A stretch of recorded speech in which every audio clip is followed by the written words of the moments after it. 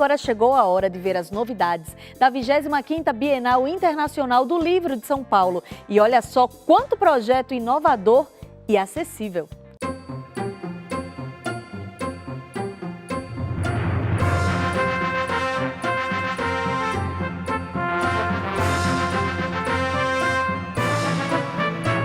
Estamos na 25ª Bienal do Livro de São Paulo.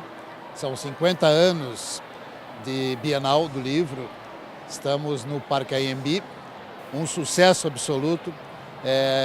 Não temos os números ainda, mas a percepção é que esse ano nós temos quase o dobro de visitantes.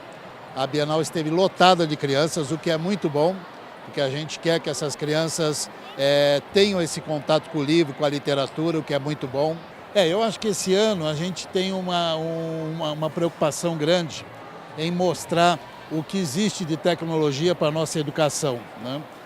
Mas essa tecnologia pode e deve auxiliar muito para que o Brasil saia desse patamar ruim de poucos leitores. Nós estamos sempre na rabeira dessas provas internacionais, matemática, ciência e leitura. E é a tecnologia que transformou esses países. E nós vamos realmente transformar o nosso país com uma educação de primeiro mundo.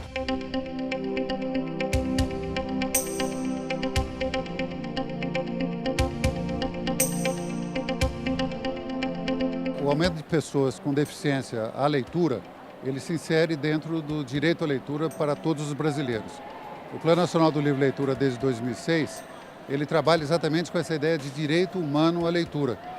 E, obviamente, nós estamos falando de todos os brasileiros, inclusive os brasileiros com deficiência física e também aqueles brasileiros que estão excluídos pela formação histórica do Brasil, pela todos os problemas decorrentes da má escolaridade, dos problemas de acesso ao livro, à leitura, à literatura, às bibliotecas. Essa grande população brasileira excluída é o alvo principal do Plano Nacional do Livro e Leitura. Agora, tudo isso que era fruto de um plano, que era fruto de uma portaria inicialmente, depois um decreto presidencial, ela agora é lei. A lei aqui da Política Nacional de Leitura escrita. Está na lei expressamente a determinação de que as pessoas com deficiência terão acesso, como qualquer outro brasileiro, ao seu direito à leitura. A gente tem a população com deficiência intelectual, com baixo letramento, imigrantes que chegam no nosso país e que não têm acesso a todo o acervo da literatura brasileira, por questões de baixo letramento, por questões de ainda não conhecerem o português e saberem. Então, o stand pretende trabalhar com livros em múltiplos formatos acessíveis. O que é isso? A gente tem os livros audiovisuais, porque a língua de sinais é uma língua em movimento, e nesse livro a gente vai ter o texto em português, a narração dele, a língua de sinais, animação, paisagem sonora. Em alguns livros a gente desenvolveu leitura fácil, que é um recurso que foi pensado inicialmente para as pessoas com deficiência intelectual, mas que lá fora já tem um mercado enorme, que se percebe que esses livros são para um contingente muito maior. O país, né, que a gente vive, o Brasil, infelizmente, não é um país de leitor. A gente tem os índices do INAF que trazem isso. Portanto, a gente acredita que pensar em livros em múltiplos formatos é pensar na possibilidade de todos terem direito e fruírem e poderem estar na Bienal de uma forma concreta e simbólica.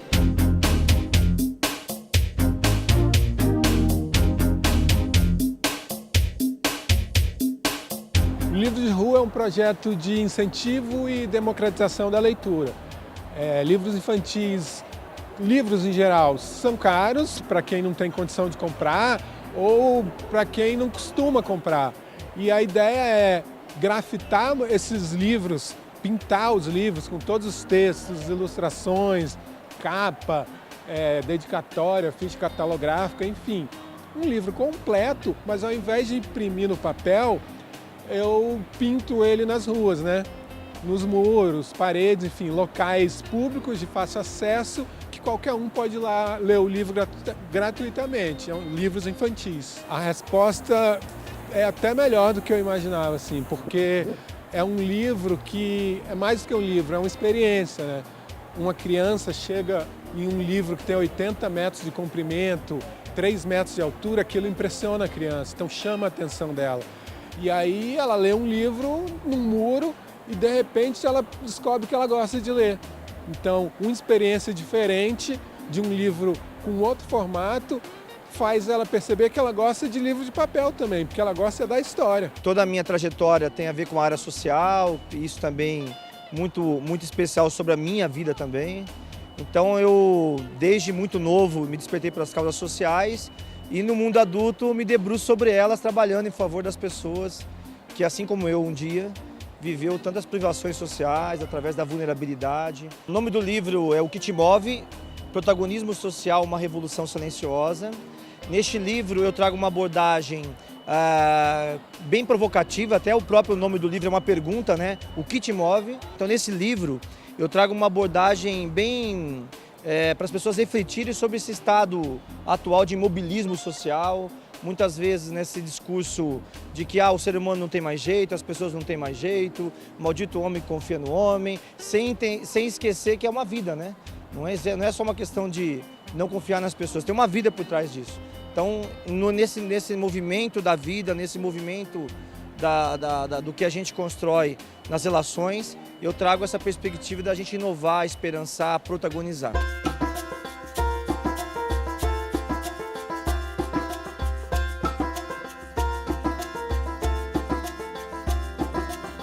Eu sou jornalista, eu convivo com sequelas de pólio desde a infância, né?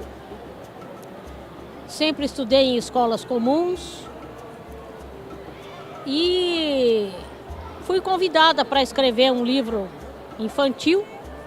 Aceitei o desafio, uma coisa que nunca tinha passado pela minha cabeça, né? E aí, de repente, virei uma escritora de livros infantis. E a ideia desse livro aqui me veio, pensei, né, em como seria interessante contar uma história em que os brinquedos, todos os brinquedos com roda, né, o patinete, a bicicleta, o triciclo, o skate, né, esses brinquedos conversariam com uma cadeira de rodas, né?